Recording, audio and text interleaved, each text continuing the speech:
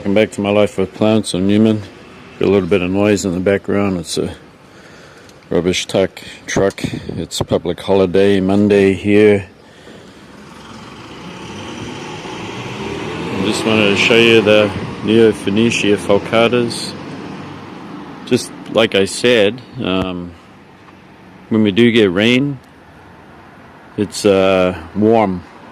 The air temperature is warm, and temperatures can go up. Even though the rain was quite cool, it was humid and warm.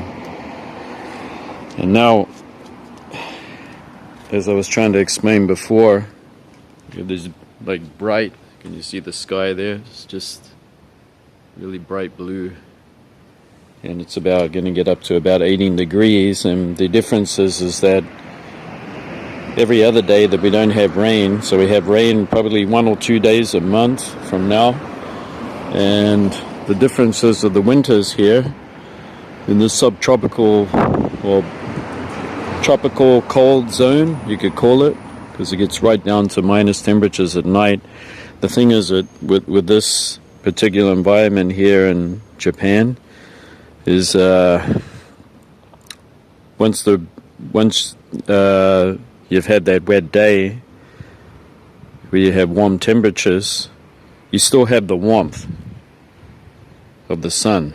So if you're standing in the sun, it feels like 20 degrees. However, the air temperature is cold. It's quite nippy. So you can actually feel it on your face. It's quite crisp, cold that you do not get when it rains on those very rare occasions in the winter. And if it was to rain with such cold as we're getting in the air temperature right now, and that would settle on the leaves, that would make it defoliate. However, when it does rain, it'll be warm. It'll produce a warm front. It'll bring the temperatures up, and thus these leaves will dry off because of the warmer air temperature. And the very next day, when we have the sunshine once again, because we have a lot of sunshine during the winter, these leaves will be dry, but the medium will be moist.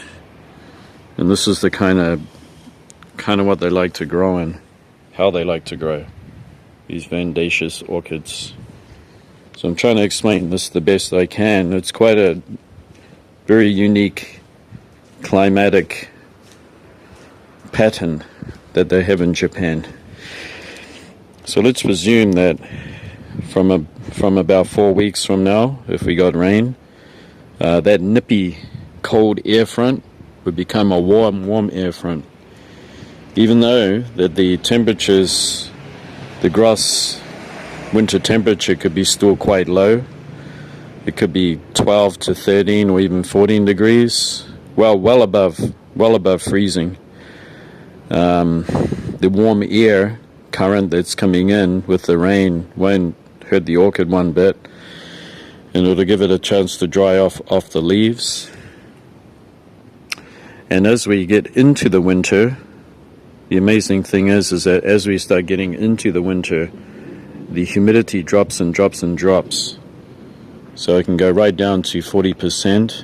So even when it does rain, it'll just moisten the surface of this root ball, and then it'll quickly evaporate due to the low humidity, which is what keeps the plant from defoliating or getting damage to the leaves.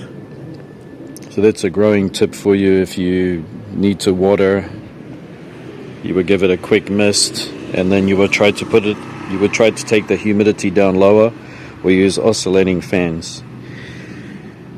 Okay, so that's one point I forgot to explain, is how low the humidity actually gets during the day from the winter time. You can get right down to 40%, and that's kind of like semi-desert conditions. The humidity will, of course, during the nighttime, it can go up to 80%, which can give the plants a little humidity. Kind of like you can get this foggy slightly foggy, damp air, they can actually be taken in through the root system during those very, very low rainfall periods of the winter.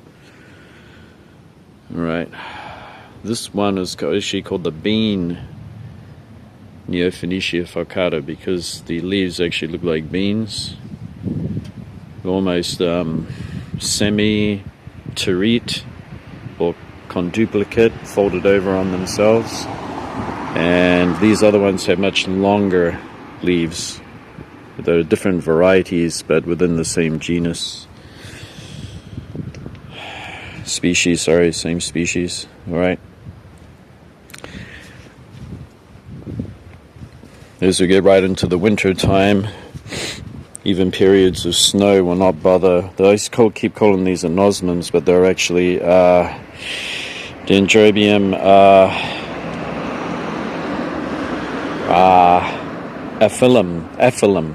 Ephyllum, sorry. Not the other one, the Ephyllum. They're the much, but what's astonishing is like how thick this stem is. It's like it's really thick for an Ephyllum. And these ones get spindly and long, but this one is quite thick, so it's a very healthy specimen. Kind of like this, long and spindly.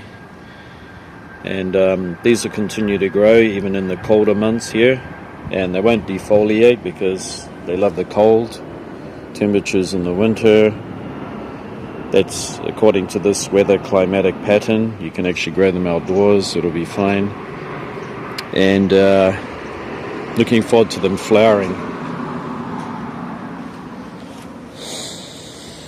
Alright, that was just a quick update about Neophoenicia falcatas, and we're going to turn off now. Thanks for watching. We'll catch you again next time.